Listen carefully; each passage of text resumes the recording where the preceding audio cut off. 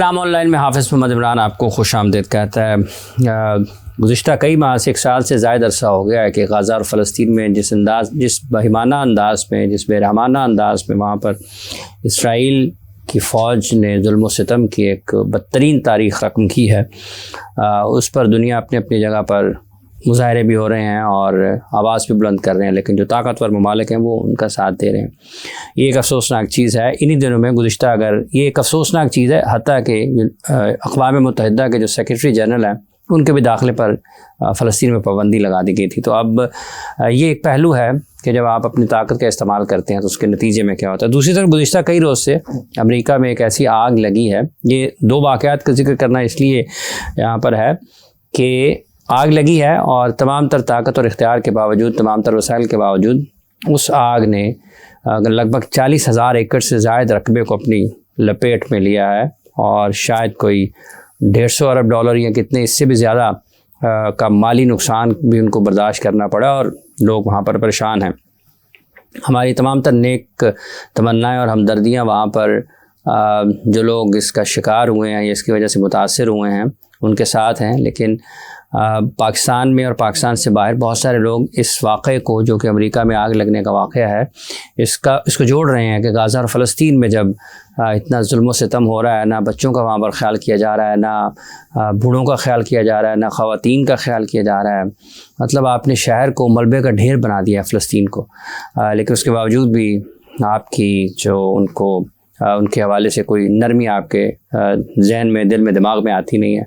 तो इस आग का से जो होने वाला नुकसान है, क्या आप दुनिया भर में जो लोग हैं, आप मुस्लिम उम्मा की तो सबसे पहले ज़िम्मेदारी है, लेकिन जितने भी इंसान हैं, क्या वो सिर्फ़ ये कह दें कि ये अमेरिका को उसका जो सज़ा मिल रही है ये कह देना काफ़ी है, या हमारी इसमें ज़िम्मेदारी क्या है? ये वो चीज़ें हैं जिन पर आज हम गुफ्तगू करेंगे और कोशिश करेंगे कि आप तक वो पैगाम पहुंचाया जाए कि किसी भी जगह पर कोई तकलीफ़ में इस्लाम हमेशा से एक अमन का दीन रहा है, और क्या आज लोगों की ये ज़िम्मेदारी है कि वो सिर्फ़ यही कह दें कि ये हो गया है और ये काफ़ी है। डॉक्टर हारिस साहब हमारे साथ मौजूद हैं, इंजीनियर हारिस साहब। अस्सलाम वालेकुम हारिस साहब। बहुत बहुत शुक्रिया। कारी नीमुर रहमान साहब हमारे साथ मौजूद हैं। इसी हवाले से हम गुफ्तगू करेंगे। इससे पहले कि हम अपने मौजूद मेहमानों से गुफ्तगू का सिलसिला शुरू करें, कारी साहब आपसे गुजारिश है कि तिलावत कुरान करीम की शहादत हासिल फरमाएँ। अऊज़ु बिल्लाहि मिनश शैतानिर रजीम। बिस्मिल्लाहिर रहमानिर रहीम।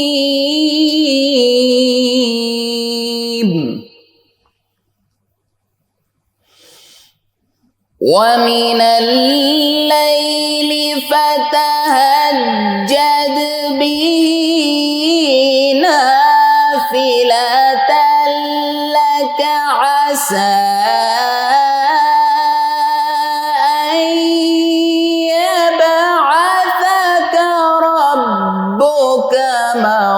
मक़ामन महमूदा।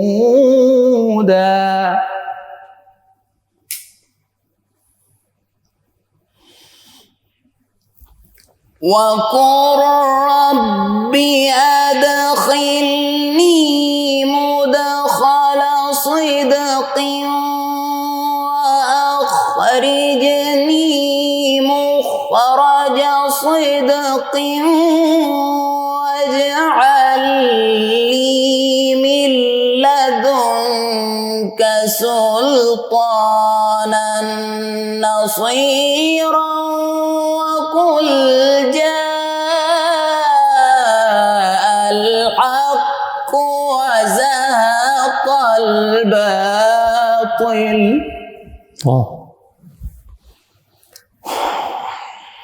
वक़ुल जाअल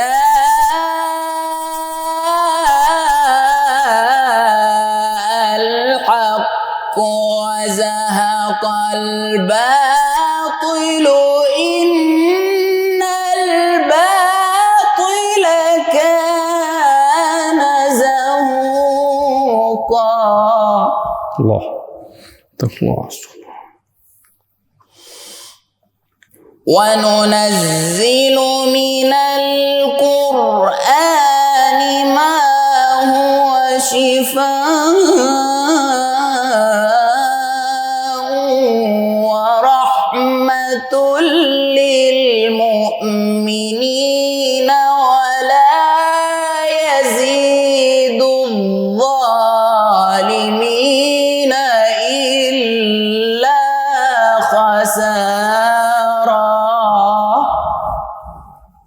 सदक़ल्लाहुल अलीयुल अज़ीम। सदक़ रसूलुहुन नबीयुल करीम व नहनु अला ज़ालिका मिनश शाहिदीन। क़ारी साहब आपसे गुजारिश है कि नात रसूल मक़बूल सल्लल्लाहु अलैहि वसल्लम में पेश फरमाएं। आँखों का तारा नामे मोहम्मद, दिल का उजाला नामे मोहम्मद। आँखों का तारा नामे मोहम्मद, दिल का उजाला नामे मोहम्मद। सल्लल्लाहु अलैहि वसल्लम, सल्लल्लाहु अलैहि वसल्लम। पूछेगा अल्लाह लाया है क्या क्या, पूछेगा मौला लाया है क्या क्या। मैं ये कहूँगा नामे मोहम्मद, दिल का उजाला नामे मोहम्मद। सल्लल्लाहु अलैहि वसल्लम, सल्लल्लाहु अलैहि वसल्लम। रोज़े क़यामत मीज़ान पुल पर, रोज़े क़यामत मीज़ान पुल पर। रोज़े क़यामत मीज़ान पुल पर, देगा सहारा नामे मोहम्मद। सल्लल्लाहु अलैहि वसल्लम, सल्लल्लाहु अलैहि वसल्लम। आँखों का तारा नामे मोहम्मद, दिल का उजाला नामे मोहम्मद। सल्लल्लाहु अलैहि वसल्लम, सल्लल्लाहु अलैहि वसल्लम। दोनों जहां की दौलत जो चाहो, दोनों जहां की दौलत जो चाहो, कर लो वजीफा नामे मोहम्मद। आँखों का तारा नामे मोहम्मद, दिल का उजाला नामे मोहम्मद। सल्लल्लाहु अलैहि वसल्लम, सल्लल्लाहु अलैहि वसल्लम। ज़ाकल्लाह जी, बहुत बहुत शुक्रिया आपका, बहुत बहुत शुक्रिया। इंजीनियर साहब, क्या किस तरीके से, किस अंदाज से आप इस नुकसान को जो कि लॉस एंजलिस में हुआ है उसको देखते हैं, और क्या हमारी सिर्फ यही ज़िम्मेदारी है कि लोग ये कहें ठीक है जी उन पर अजाब आ गया? बिस्मिल्लाहिर्रहमानिर्रहीम। ये कैलिफोर्निया का ही इलाका है लॉस एंजल्स, और अब तो यानी 6 मुख्तलिफ शहरों तक की आग फैल चुकी है और वाकई $150 बिलियन का नुकसान हो चुका है। और तकरीबन एवैक्यूएशन तो हो गई है, लोग जानी नुकसान तो थोड़ा ही है, 24 लोग हैं अभी तक, क्योंकि ज़ाहिर बात है पता चल जाता है लोग पहले निकले हैं। कल का दिन भी ख़तरनाक है, उन्होंने कहा मंगल वाले दिन 100 किलोमीटर फ़ी घंटा की रफ्तार से तूफ़ान हवा का खदशा है कल वाले दिन, जो वो कह रहे हैं। और इसमें चूँकि जंगलात वाला इलाका था, जानवर बहुत सारे मुतासर हुए हैं। फिर शायद लोगों को शायद नहीं पता, यहाँ पे मुस्लिम आबादी भी बहुत ज़्यादा है। मुस्लिम आबादी भी बहुत ज़्यादा है, जो अमेरिका के बड़े बड़े शहर जहाँ मुस्लिम आबादी है उसमें से एक लॉस एंजल्स भी है। ठीक है, तो ये तो जो एक जानी नुकसान है या जो माली नुकसान है उस पर तो हर इंसान परेशान है। लेकिन असल मसला जो हम मीडिया पे गुस्सा देख रहे हैं ना, उसकी ताज़ा तरीन वजह ट्रंप का बयान है।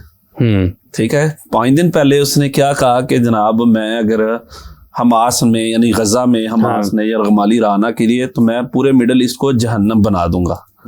ठीक है, आपने उसके अल्फाज सुने हैं। हाँ, ये 3-4 रोज गुजरे हैं इसको, 3-4 दिन गुजरे हैं, उससे अगले दिन ये आग लगी है। और यही स्टेटमेंट उसने 10 दिन पहले भी उसने ये स्टेटमेंट दी है। तो पूरा मिडल ईस्ट में गुस्सा तो पाया ही जाता है। हाँ, सऊदीया ने भी उसके ऊपर रद्द-ए-अमल दिया, मिडिल ईस्ट ने भी दिया, यूएई की जो है उन्होंने भी किया उसको, कतर ने भी उसके ऊपर, कतर ने भी उस पे किया, क्योंकि मैं जहन्नम बना दूंगा। अब उसका और इस आग लगने के वाक़े के ना असल में सिमिलरिटी बन गई है। ये असल में एक बात ये है। फिर दूसरा ये हुआ कि जो इसराइल का जो न्यूज़पेपर है ना, आप ये समझ लें कि इसराइल बुनियादी तौर पे खुद कुछ नहीं है, इसके साथ असल अमेरिका खड़ा है। और अगर अमेरिका पीछे हट जाए तो इसराइल तो मसला नहीं है इनके लिए, ये फ़लस्तीनियों के लिए असल अमेरिका खड़ा है। और गुज़िश्ता यानी आज 15 महीने हो गए हैं, ये 7 जनवरी को 15 माह हो चुके हैं। और जितना वहाँ पे कत्लेआम हुआ है, तकरीबन 47,000 लोग तो वैसे शहीद हुए हैं और 10,000 लापता हैं जो मलबे के नीचे हैं। तो ये 57,000 फ़लस्तीनी या गजा के मुसलमान शहीद हुए हैं, 57,000 इन 15 महीनों में, इन 15 महीनों, सिर्फ 15 महीनों सिर्फ। और पूरा गजा इमारात को मलबे का ढेर बना दिया गया है।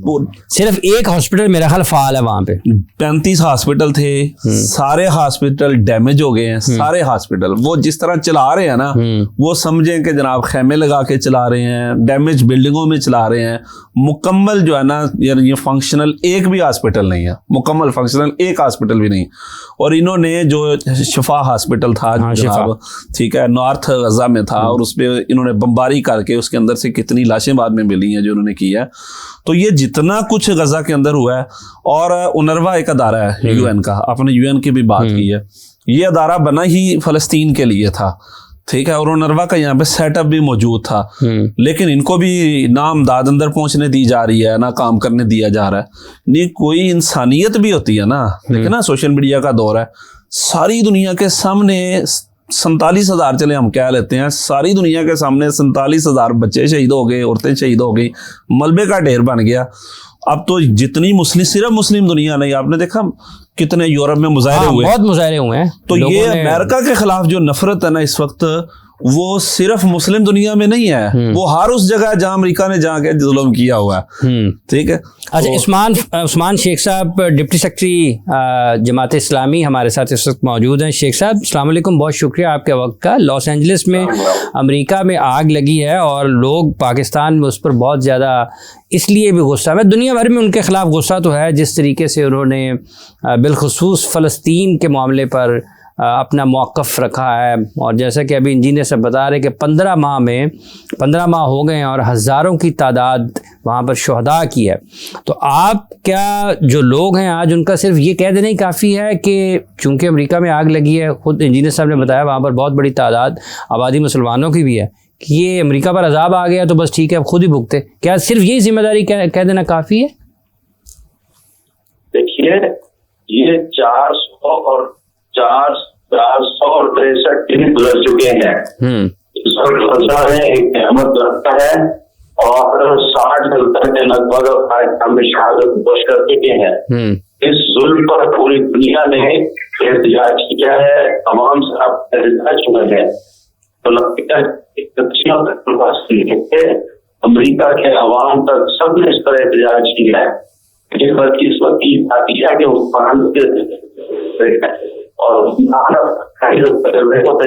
शेख साहब, आपकी आवाज़ आपकी बिल्कुल टूट कर आ रही है। हम कोशिश करते हैं कि दोबारा आपसे रब्ता किया जाए ताकि हम आपको, जी बात अपनी जारी रखिएगा, क्योंकि आपकी आवाज़ कट रही थी बहुत।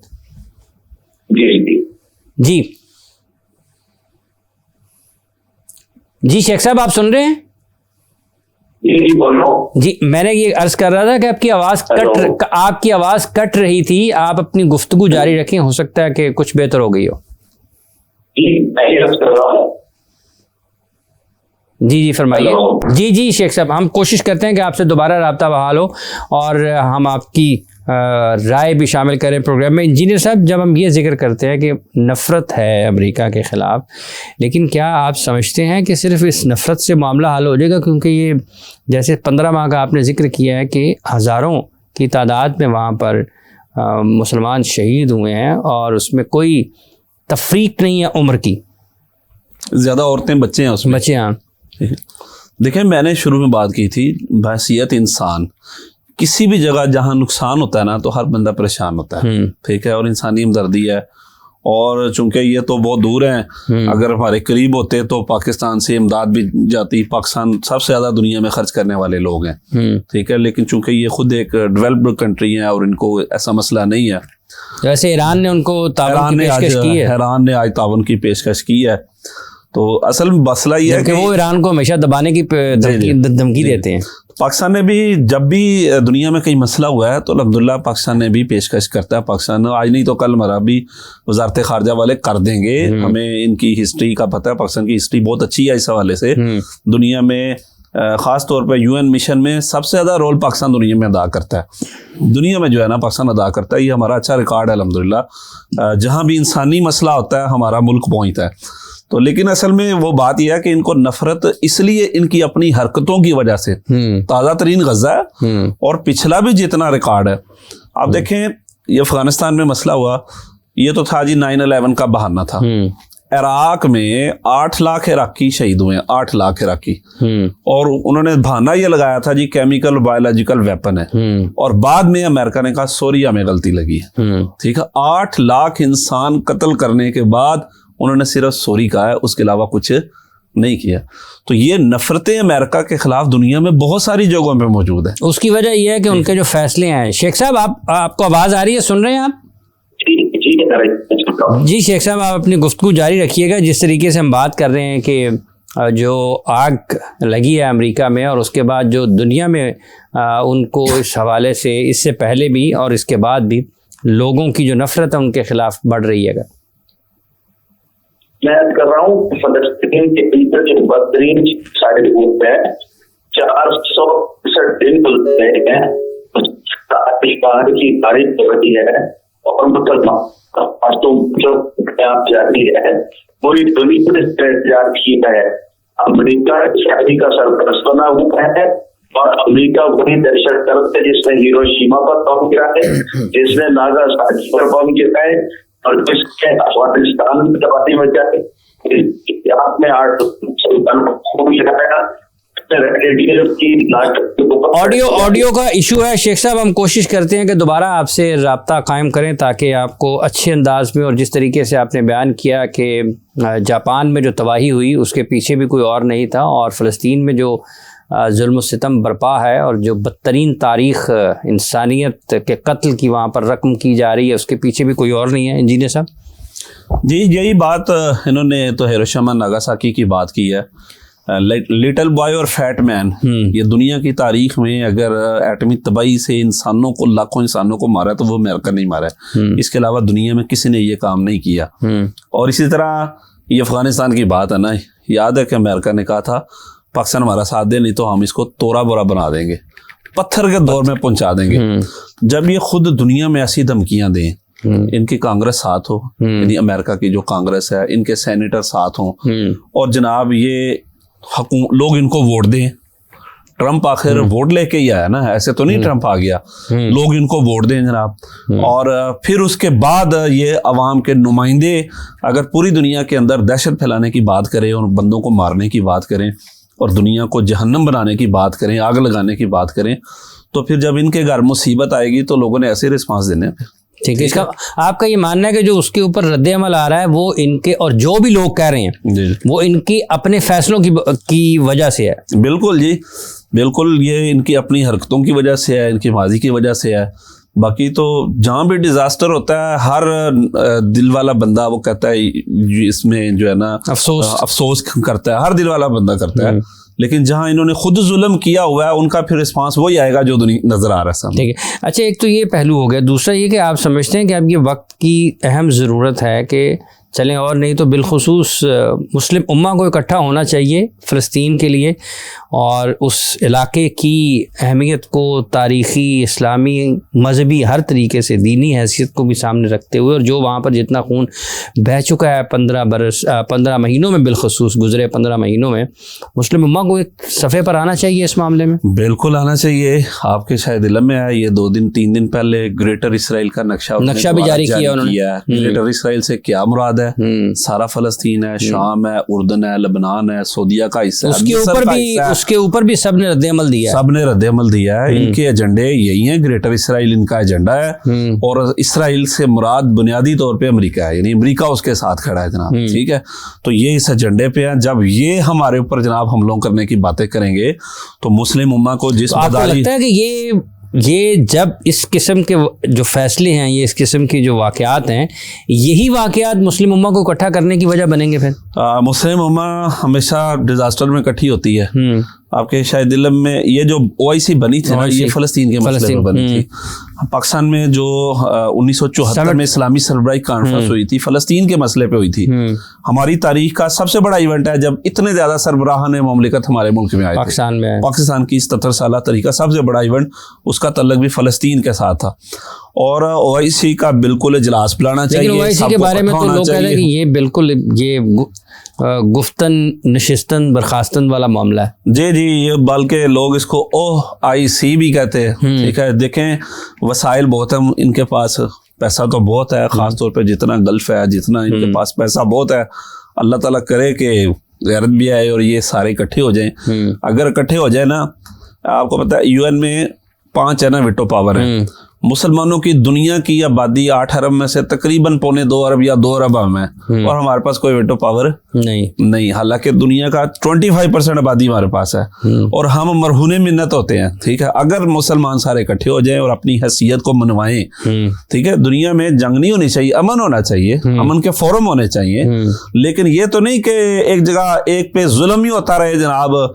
मुसलमान वो लबनान पे बमबारी हो रही है, वो जो शाम पे बमबारी हो रही है, मिसाल मैं दे रहा हूँ, फ़लस्तीन पे हो रही है, अफगानिस्तान में हो गई, इराक में हो गई, हर जगह इन्हीं को मार पड़ी हो। ये तो नहीं, इकट्ठे होना चाहिए। ईरान वालों को भी है, ईरान इस वक्त इकट्ठे होना चाहिए, सबको इकट्ठे होना चाहिए मुस्लिम उम्मा को, और इकट्ठे होके अपना तहफ़्फ़ुज़ करना चाहिए और दुनिया में अपनी बात मनवानी चाहिए।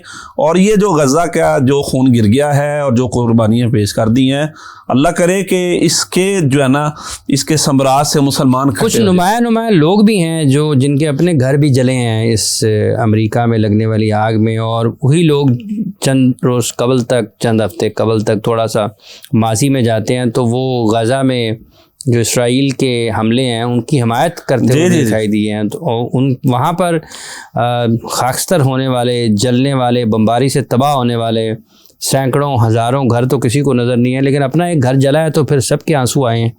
देखें, अगर आप चंद लोगों के घर जलने, एक कॉलर ले लें, एक कॉलर। अस्सलाम वालेकुम जी।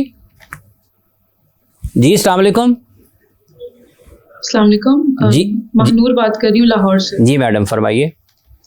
जी, मेरा सवाल ये था कि पिछले 1-1.5 साल से गज़ा में जो भी सिचुएशन है, सूरत हाल है, वो सबके सामने है। लेकिन अब जब लॉस एंजलिस में, अमेरिका में ये सूरत हाल हुई है, आग लगी, जो भी सिचुएशन है, तो उसके बाद बहुत सारे लोग सामने हैं। लेकिन जब गज़ा पर था तो कोई भी मुस्लिम कंट्री सामने नहीं आई है। अमेरिका के लिए काफ़ी लोग सामने आ रहे हैं, आवाज़ उठा रहे हैं। तो कामा ने तो हिट किया ही है, लेकिन वो मुस्लिम कंट्रीज जो सामने नहीं आई पिछले 1-1.5 साल से, गज़ा में बच्चे भी शहीद हुए हैं, बहुत कुछ हुआ है, तब कोई क्यों नहीं बोला और अब क्यों बोल रहे हैं? अमेरिका के बारे क्यों बोल रहे हैं? ठीक है, बहुत शुक्रिया आपका मैडम महानूर साहबा कि अमेरिका को तो सब पेशकश कर रहे हैं, फ़लस्तीन वालों को क्यों नहीं करती कोई पेशकश? हाँ, यही तो दर्द है कि सबको उनकी मदद करनी चाहिए थी। गज़ा का ना मसला भी समझना चाहिए, फ़लस्तीन का मसला है क्या। ये जितने लोग हैं ना, ये तो 1200 साल से वहाँ पे रह रहे हैं, 1300 साल 1400 साल से वहाँ पे रह रहे हैं। 15 हिजरी में, यानी आज से 1430 साल पहले उमर रज़ियल्लाहु के दौर में ये जो है ना मुसलमानों के पास आ गया था, उन्होंने चाबियां दी थी, बगैर लड़े ये बैतुल मक़दस मुसलमानों के पास आया। और इसके बाद दरमियान में कुछ अरसा सलीबी जंगें हुई हैं। अब ये सारी अमेरिका की छतरी के नीचे इसराइल नामी मुल्क बनाया गया, ठीक है, 1948 में, और सारी दुनिया से यहूदी इकट्ठे किए गए। ये लोग यहाँ के मुकामी नहीं है, ये बात याद रखें। ज्यादातर लोग यूरोप से आए हैं या अमेरिका से आए हैं। जितने गजा के फलस्तीनी लोग ये सब मुकामी, हाँ, वो तो फैलते जा रहे हैं। ये बाहर से डाकू आए हुए हैं, ये बाहर से डाकू आए हैं और इनको किसी को 50 साल हुए हैं, किसी को 25 साल, किसी को 10 साल पहले कोई आया। सारी दुनिया से उनको लाके बसाया गया। ये यहाँ के मुकामी नहीं है, इनकी जमीन पे, फलस्तीनियों की जमीन पे कब्जा किया जा रहा है इसराइल के नाम से।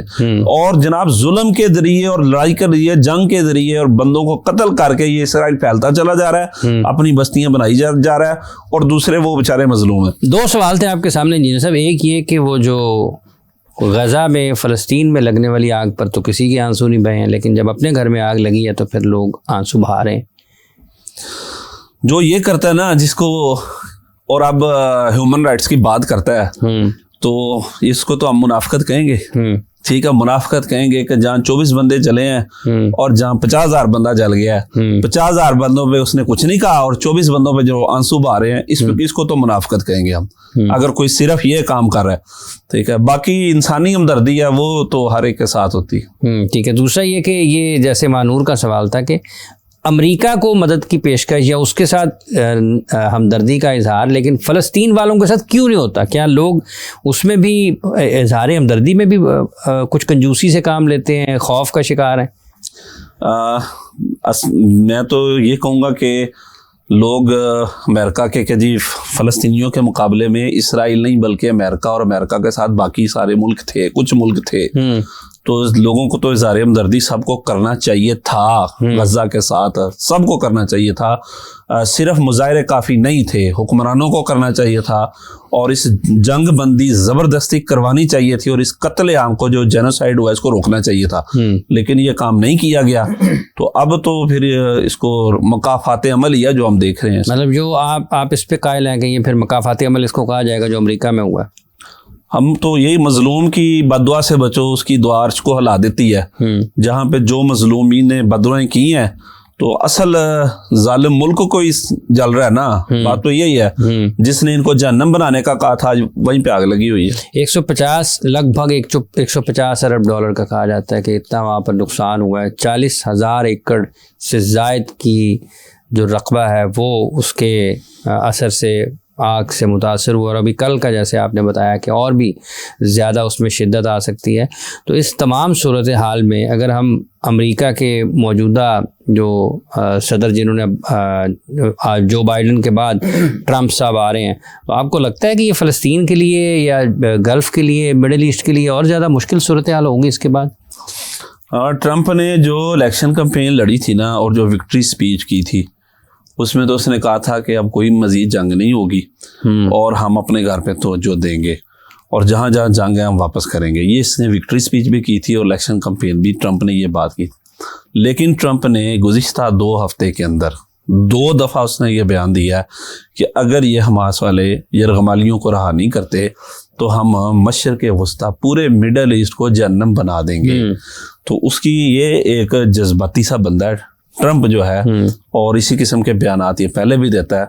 तो इससे अब जो बयानात ये दे रहा है ना, कोई अब खैर की उम्मीद बाकी नहीं रहेगी कि ये आएगा और चूंकि बड़ा मुल्क है अमेरिका और दुनिया में मुफाहमत में किरदार अदा करेगा और जो दुनिया में आग लगी है इस आग को बुझाएगा, चूंकि ये खुद ही उस आग को लगाने वालों में खुद ही पीछे शामिल है जो दुनिया में आग लगी है।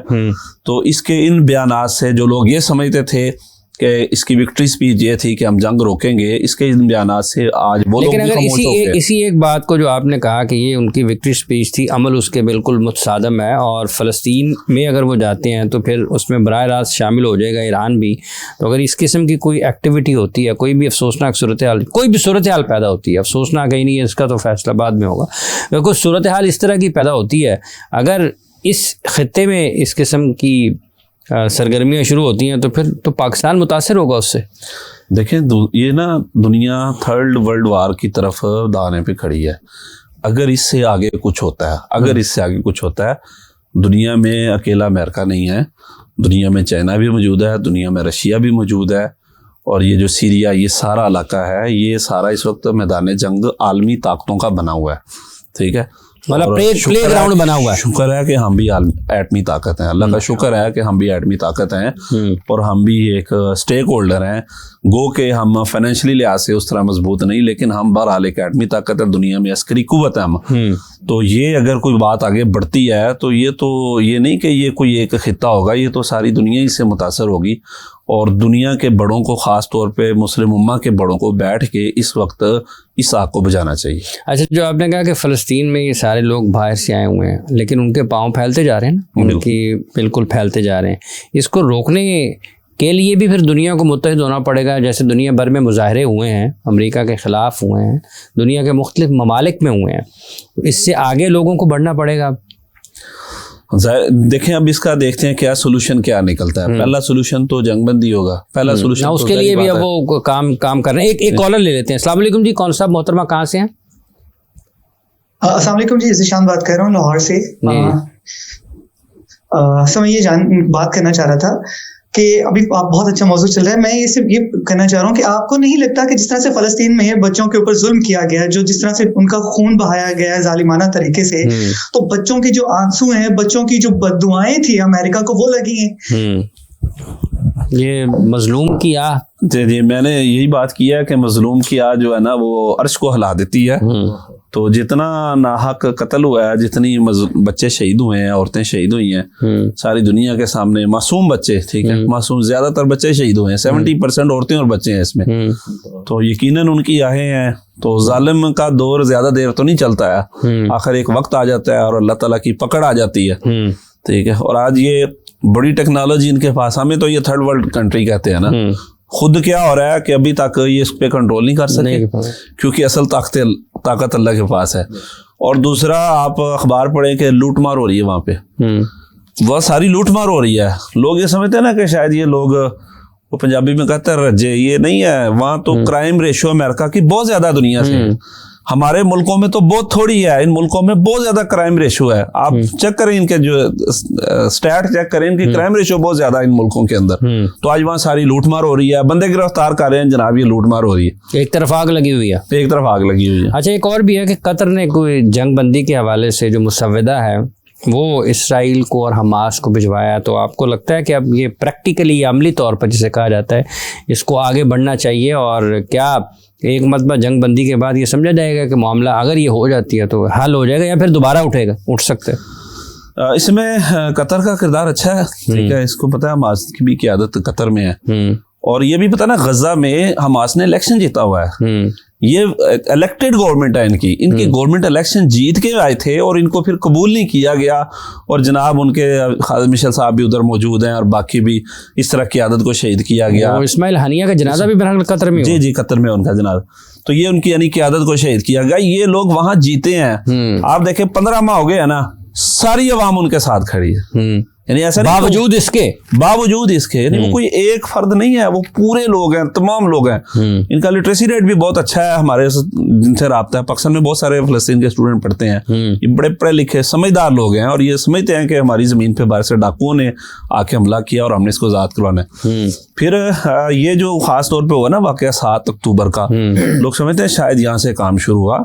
आप पिछला रिकॉर्ड चेक कर लें, 2007 से 2023 तक 16 साल में कोई साल ऐसा नहीं जिसमें इसराइल ने हमला ना किया और शहीद ना किया हो। और इसराइल को खुद ये जोम था कि इसराइल की जो है ना आयरन डोम एयर डिफेंस सिस्टम है ना, इसराइल का दुनिया का सबसे महंगा सिस्टम है जी, कि हम जो मर्जी जाके जुल्म कर रहे हैं, वापसी पे कोई हमारे पे हमला नहीं कर सकता। इनको असल ये जोम था। तो इस दफा वहां फलस्तीन के लोगों ने बड़ी तैयारी की और उन्होंने फिर बदला लिया। और आपके घर डाकू आए और आप अपना दिफा करें और आप डाकू के जवाब जनाब गोली का जवाब गोली से दें तो दुनिया का हर कानून आपको हक देता है। ठीक है, उन्होंने बिल्कुल ये काम किया इस दफ़ा। बहुत बहुत शुक्रिया आपका इंजीनियर साहब, आप तशरीफ़ लाए, कारी साहब आप भी तशरीफ़ लाए, और जितने भी लोग हमें सुन रहे थे आप सब लोगों का बहुत बहुत शुक्रिया। देखिए, बात किया जी कि दुनिया में कहीं भी अगर कोई आफत है और कहीं इस तरीके से तबाही हुई है तो इस्लाम कभी भी, या इस्लामी तालीमात ये हैं कि किसी को आप दुख में देखें तो आप उसकी तकलीफ़ में देखें तो उसका मदावा करें, ठीक है। लेकिन जहाँ तक ताल्लुक़ इस चीज़ का है कि अगर फ़लस्तीन में हज़ारों इंसानों को शहीद किया जा चुका है, उनके घरों को तबाह किया जा चुका है, तो वो भी किसी की ज़िम्मेदारी है कि उस पर भी किसी ने अपनी आवाज़ बुलंद करनी है। आपने अपना किरदार अदा करना है कि वहाँ के जो इंसान हैं, जो लोग हैं, मुसलमान हैं, उनको भी आज़ादी के साथ, अमन और सुकून के साथ वैसे ही ज़िंदा रहने का हक़ हासिल है जैसे दुनिया के तमाम और ममालिक में इंसानों को आज़ादी के साथ, अमन के साथ, सुकून के साथ, खुदमुख्तारी के साथ बेहतर मुस्तकबिल के लिए जद्दोजहद करने का हक़ हासिल है। प्रोग्राम का वक्त ख़त्म हुआ, चाहता है इसी दुआ के साथ कि आने वाले दिनों में जो फ़लस्तीन के मुसलमान हैं उनके लिए कुछ सहूलत पैदा हो और वो अपनी मामूल की ज़िंदगी की तरफ वापस आएँ। इस्लाम ऑनलाइन की पूरी प्रोडक्शन टीम के साथ हाफिज़ मोहम्मद इमरान आपसे इजाज़त चाहता है। जिन साहब से दुआ है कि आप, गुजारिश है कि आप दुआ फरमा दें प्रोग्राम के आखिर में, और यहीं हम आपसे इजाज़त चाहते हैं। अपना ख्याल रखें, दोबारा मुलाकात होगी। अल्लाह हाफ़िज़। या रब्बिल हम्द कमा यंबग़ी लिजलाली वजहिक व अज़ीम सुल्तानिक। अल्लाहुम्मा सल्लि व सल्लिम अला नबिय्यिना मुहम्मद। रब्बना ज़लमना अनफुसना व इल्लम तग़फ़िर लना व तरहमना लनकूनन्ना मिनल ख़ासिरीन। अल्लाहुम्मा ला तक़्तुलना बिग़ज़बिक व ला तुहलिकना बिअज़ाबिक व आफ़िना क़ब्ल ज़ालिक। अल्लाहुम्मा अंसुर इख़वानना अल-मज़लूमीन फ़ी गज़्ज़ा व फ़ी कुल्लि मक़ाम। रब्बना तक़ब्बल मिन्ना इन्नका अंतस समीउल अलीम व तुब अलैना इन्नका अंतत तव्वाबुर रहीम। व सल्लल्लाहु तआला अला खैरि ख़ल्क़ि मुहम्मद व अला आलिहि व अस्हाबिहि अजमाइन बिरहमतिका या अरहमुर राहिमीन।